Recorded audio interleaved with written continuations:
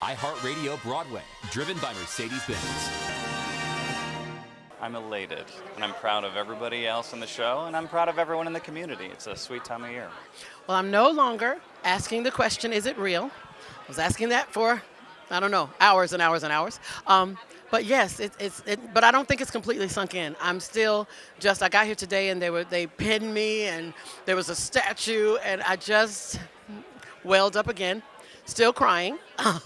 So I don't know if it's completely sunk in, but it is one of the most amazing feelings I've had. Just the rush of wow. I'm in a state of wow all the time. Oh, I really can appreciate it at this moment in time. This is not my first rodeo. It's not my first time. It's my 8th Broadway show. And growing up, I watched the Tonys for years. The Tonys are the reason why I'm doing what I'm doing, because it was my accessible, it was the way that I got to see theater as a kid in California.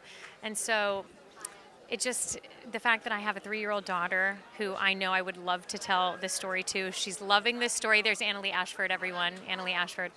The fact that I get to be with peers and doing what I'm doing, and the fact that it's coming now with this story after the time we all experienced together, it really it means something in a profound way. It means quite a bit because just to be still in the game and to be in the game in a wonderful season. It's such a great season.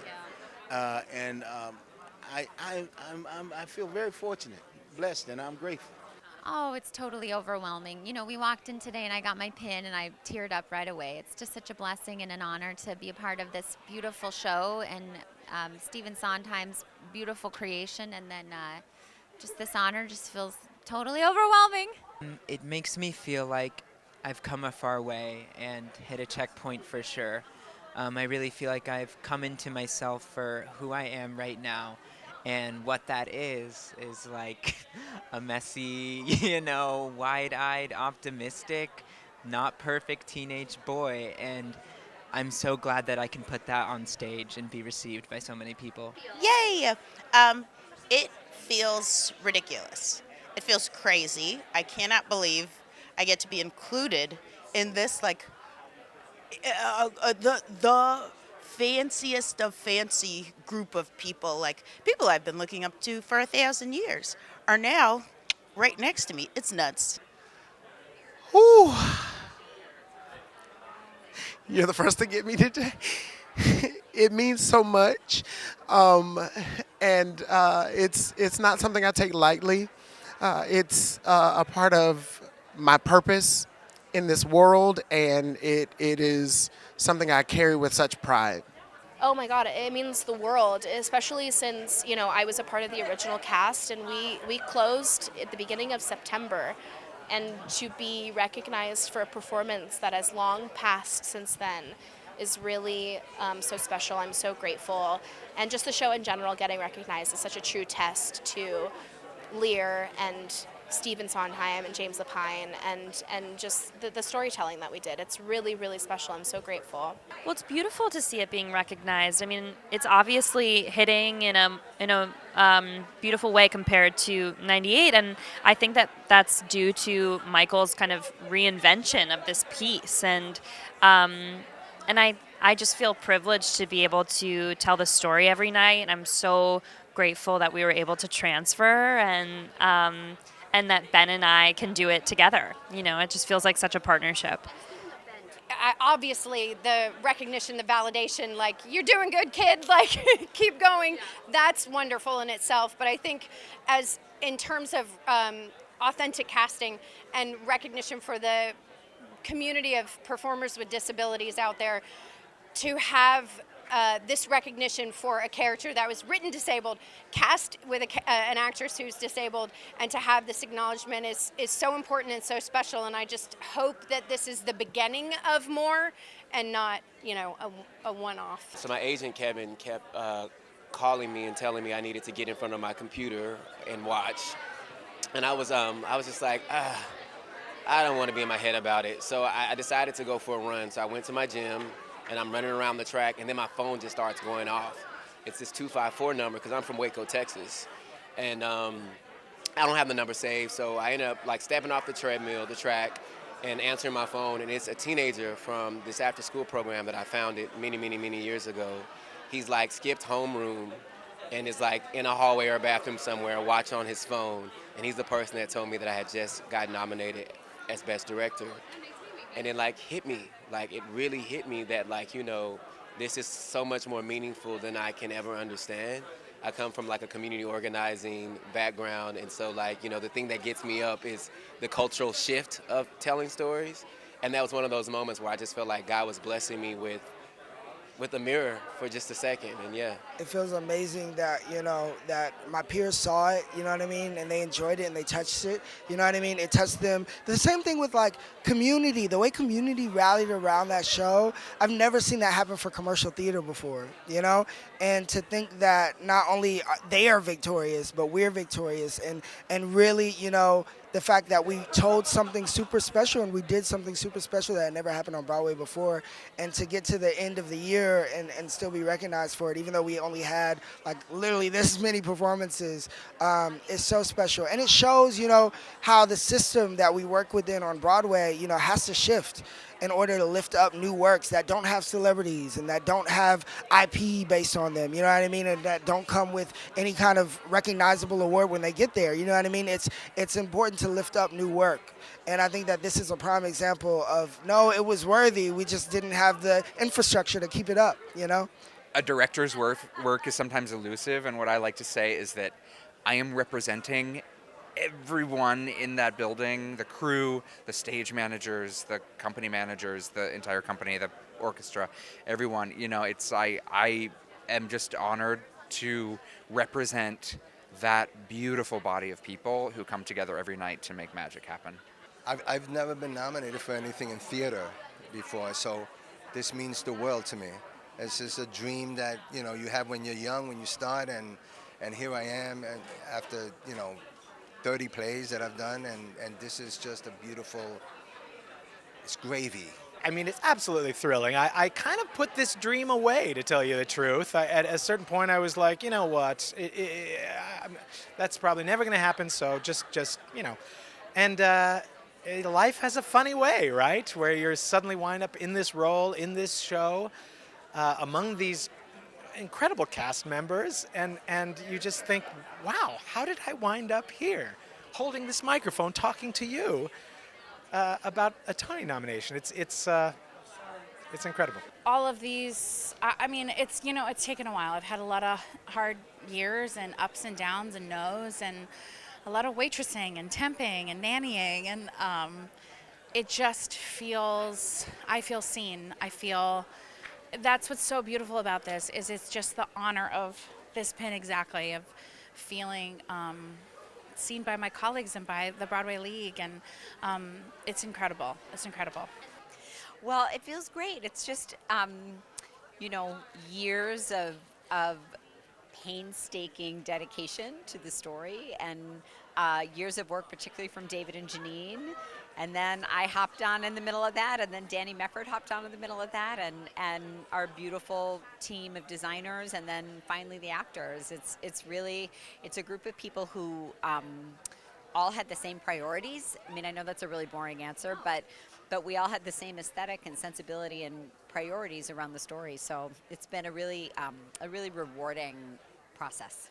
Well, you know, I've been a choreographer in many mediums for a long time, but this is my first time working on Broadway, and to have my work immediately recognized like this, like, it's a tough act to follow, but I do hope to, like, keep working in theater. I love working in theater, and, you know, it feels like it just means the world when people see your work and think it has value, you know, and it feels amazing. I think it validates the path that I've chosen in a way, for sure. But also it makes me excited for what's to come and to do more work. I would say work begets work, and I'm excited to just get into the building every day and continue exploring this character, because I'm just scratching the surface right now. It means a lot. I have been acting professionally for, you know, a while and doing a lot of theater, and I think I this is, it's something you dream about as a kid when you want to be an actor. And then my career has been wonderful, but like Broadway, I've been on Broadway once before in this fantastic play, Junk, at Lincoln Center.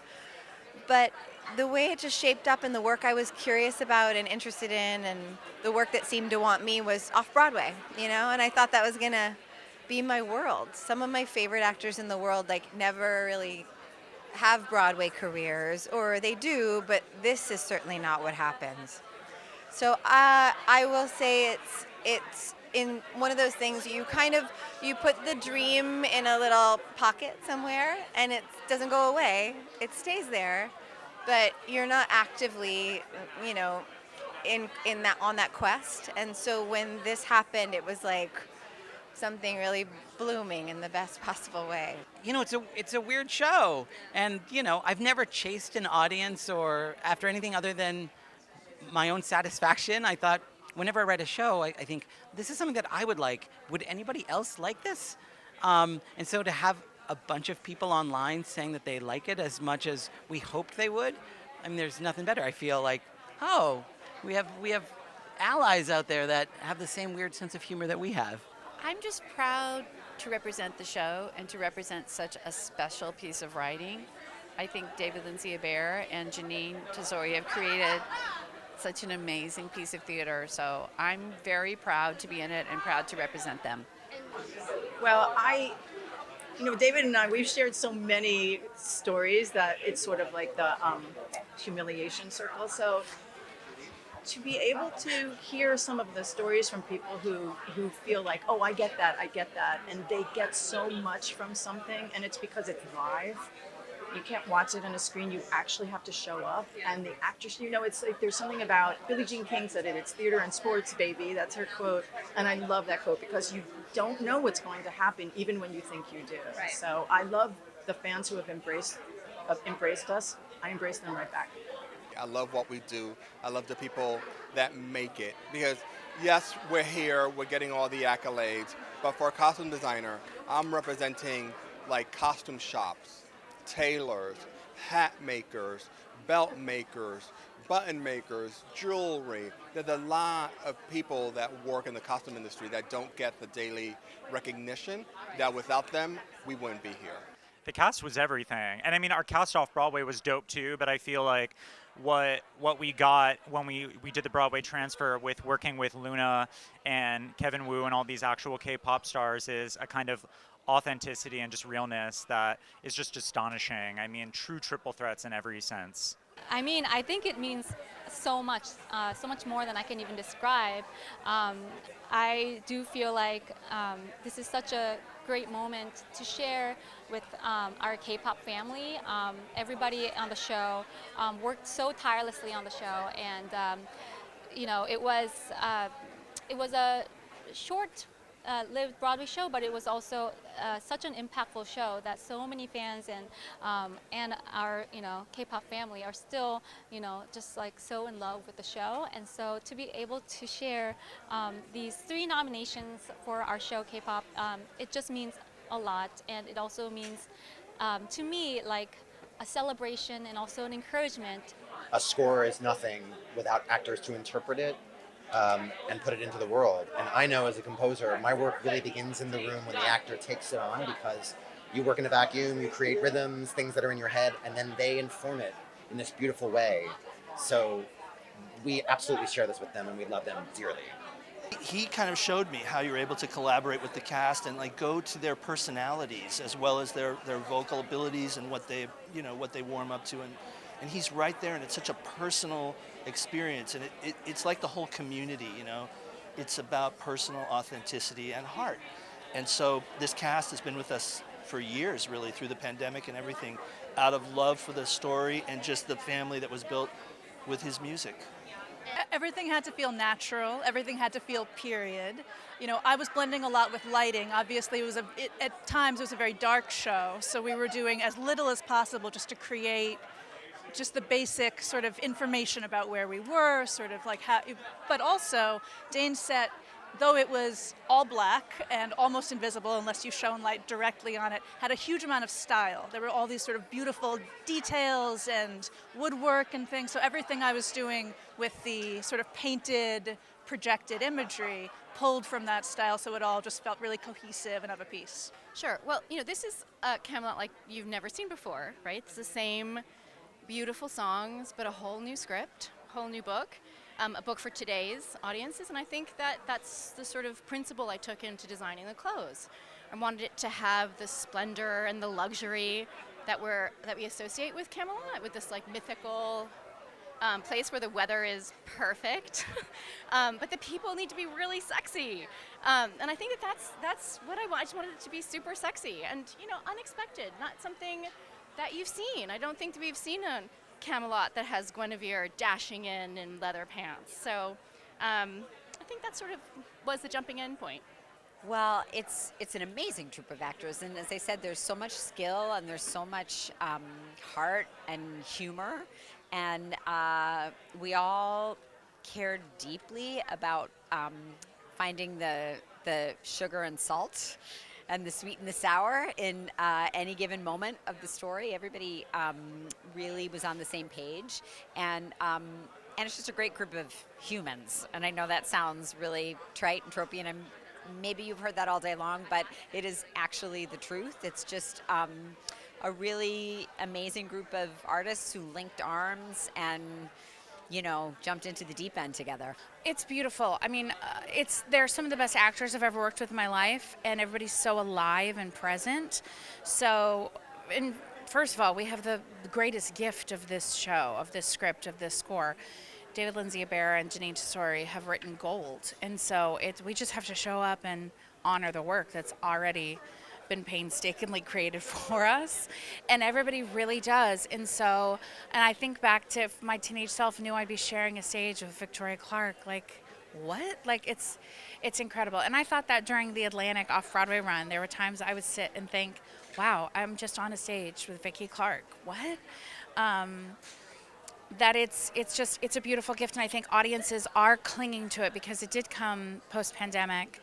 And the message of our show, not knowing how much time we have, but making something of it while we're here, is moving and everything. I've never seen this message brought out, curated, thought about in this package, right? We don't see shows. This shouldn't work. This show should not work.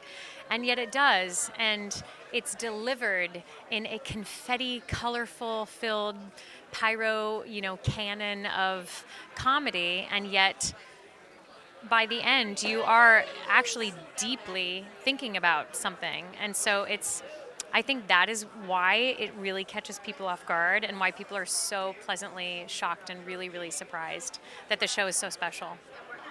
I feel like the luckiest girl in the world. I mean, I had one of the most incredible scene partners, Greg Mosgala, who really helped me cultivate, he had been doing this play for a long time, been a part of the play for a really long time, and he just really understood the play. And Greg is a really big part of that formula, and he was my scene partner, and we had some of the most beautiful intimacy that I've ever experienced in my life as somebody who's on the stage doing this kind of work. Wow. The first 8 pages monologue, I was like, this is something I want to be a part of. It's such a beautiful play, and it's an important play, and to be able to do it with my cast and Joe Bonney and Martina Mayock is such a beautiful writer, and the subject matter of caregiving, and it was just, I didn't even expect it to be as powerful and as meaningful as it actually was. I've been asked so many times throughout my career, what roles are my dream roles, and I've said this one in every interview. So it truly feels like a dream come true, and I just want to honor the ladies who've come before me and played this incredible role. Obviously, the great Angela Lansbury and sweet dear Patti LuPone, and all of the other women who've played it across the country and across the world. And just want to honor Stephen Sondheim and his great work.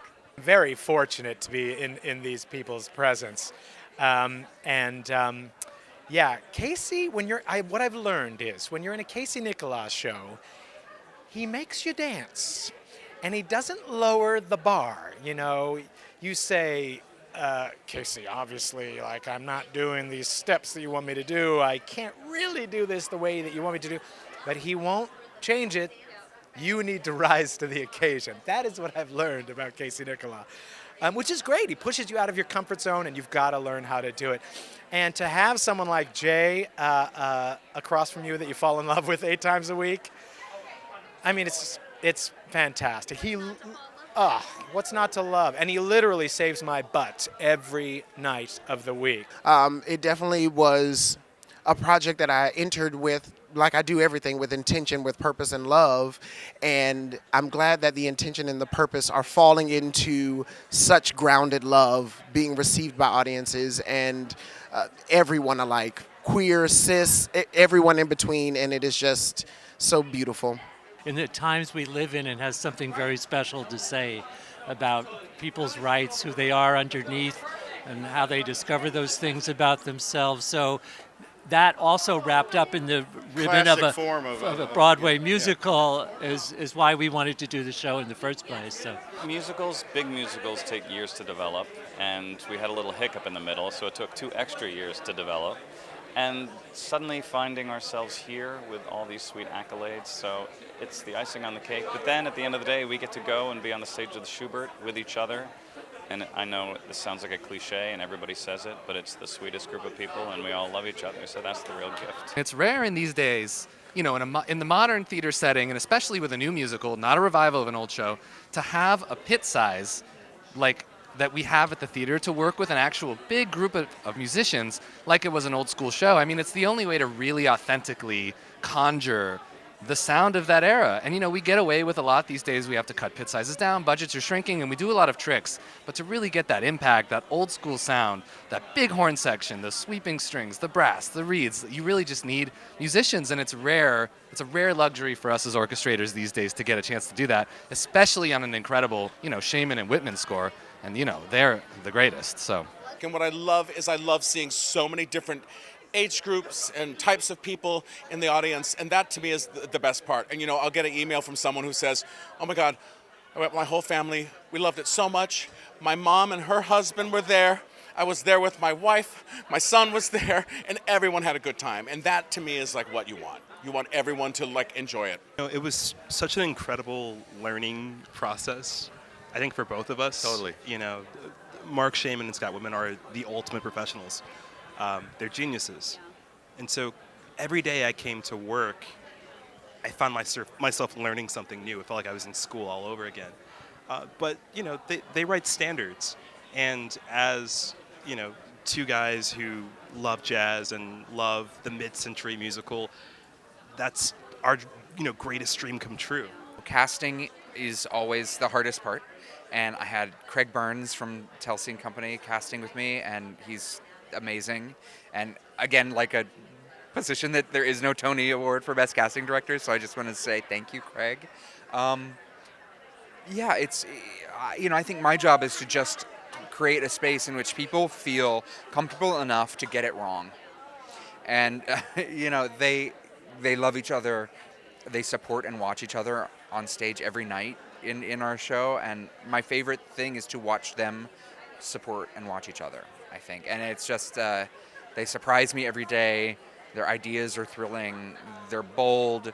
They scare me, and I just am in love with each and every one of them. We really have not had much. We've had like a total of like 3 weeks of rehearsal for both City Center and Broadway. So, you know, to be able to do it 8 times a week is really when it's starting to kind of blossom. But yeah, I think for both of us, I don't want to speak for him, but I think for both of us, there's just such a privilege in being able to kind of expand our chemistry, and, you know, having Michael come back and remind us, like, too close here, like, you gotta be careful, you know what I mean? Like, it has to grow and develop kind of in this beautiful way every night, and I love that reminder. The first 10 years of my career was a performer, And then after that, I transitioned into stage management, which I've been doing for over 25 years now. I actually said to myself, as a dancer, we know dancers' lives don't last as long as everybody else's. And I said, you know what?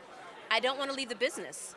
I don't want to do anything else. So what else can I do and stay in live theater? And I would look around and say, wait a minute, the stage manager is always there for rehearsals. The stage manager is there for like putting you into the show. Hey, wait a minute. And I started looking into it. I remember watching the Tonys and seeing Isabel Stevenson get up every year. And when you come to New York City as a young person, when you have a bunch of dreams, and then those dreams start to happen and you start to fulfill them, building the community, to have a community to call home, was always such an important thing to me, and I was losing friends. And so Broadway Bears was started because I wanted my community to be a safe place for everybody. And 31 years. And we had the sign up for Broadway Bears yesterday, and there were at least 50 young kids who have never done it. And that makes me the most excited. These young kids who are in shows for the first time, making their Broadway debut, giving back to the community they're just beginning to take steps in. I think that's really special. I've had so many calls and texts and things from people all over our community, outside of our community, different ages, races, everybody just saying wonderful things to me. And it just sort of cements how this is our nomination, if that makes any sense. I am a product of my community. I've been doing this a long time, and I've always been like, oh, okay, next year, maybe next time. But each year and each time, I'm gaining people along with me that have been pushing me and celebrating me, and it just feels like the perfect time. So it feels like what the worth of diamonds must be, because all of the people are with me, and everybody in my circle, in my tribe, is supporting me. So it's for all of us. It represents all the actors that I worked with the whole time. I mean, there's, along the way, a lot of people contribute. Readings in living rooms and, and in green rooms. And with the, as I talked to you about earlier, with the Broadway season having a lot of replacements that come in, and it's a joy to know every one of those actors and have them bring their A game so that we could keep the ball rolling, and so this is for all of them, I mean, it sounds a little trite, but I mean, really, you can't get here on the stage by yourself. There was such a strong purpose that we all shared in bringing this work to the stage at BAM. So then the fact that this happened was like, what? And to get to do it for tens of thousands more people, to get to see Lorraine Hansberry's work and know how much more she had than just Raisin. And I hope people go and read all of the books about her and read her essays and learn about her activism. And yeah, she was incredible.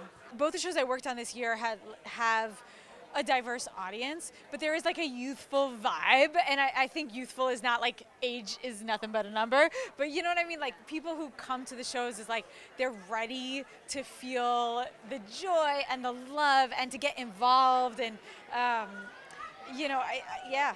Sondheim's works are much like Shakespeare in the way that they're the director's medium, and they're truly a vessel for whatever your creative spirit brings to it. So I just went to the text like I do anything else and mined it for what it meant for me in this body and this time and this space and place. And those are the kind of the things that came out. It's really touching a core with people. I think, Kim's an underdog, and we love underdog stories. We love stories about people who don't have it all together or who are dealing with some crisis or disability. So I think we root for her. We root for her to succeed, and when she does, it's great. I mean, it's incredible because there is such nuance to our show that you can see it multiple times and follow somebody else's journey or catch things you never caught before. And like I said, the cast were very alive, so it's, it shifts and changes with what the audience is giving us or what we're going through in the day. And it's incredible that, like, just last night, somebody was like, this is my 15th time, this is her 11th, this is her 7th, and I was like, whoa. And they were just a friend group, who found us. And it's audiences of all ages and backgrounds. And so that's really special and beautiful to know that we're connecting with such a variety of people. It's been a blessing. I felt like I'm back in college again. We did a workshop. We've done several workshops, but we did one that was a couple weeks long back in October. And they brought in these people from the Teatro du Soleil, Nero and Duccio, and we did a Balinese mask workshop and a Manushkin workshop, and it helped kind of all of us bond in a very weird way that college also does. And I was like, wow, I haven't done things like this in the professional world since I left college. And so I think that helped bring us all together, because we also have a lot of Broadway debuts. We have a lot of people coming from the classic opera world into the show and the regional theater circuits. So it's just been a blessing to share this journey with them and to see the newness of it for them and experience it through their eyes as well. And we laugh so much. Like, I've never been with a group of people that laughs this much, and that's the biggest blessing. It's been such a challenge, but I love a challenge. I love to rise to the occasion and meet a moment. So it was just an opportunity to put in the work and show up for myself first and foremost, and to show myself that anything was possible. It's so special. It's so special, and it's just, at the core of Into the Woods, it's a show that it's a gift that keeps on giving. The story will never not be relevant to today, and I'm so grateful that I could be a part of telling this generation's iteration of the story. Yeah. I don't want to be a blubbering mess this whole time, but thank you. Thank you. You know what? And it's okay if I cry, because it's worth this moment, this time in my life is absolutely worth every tear. iHeartRadio Broadway, driven by Mercedes-Benz.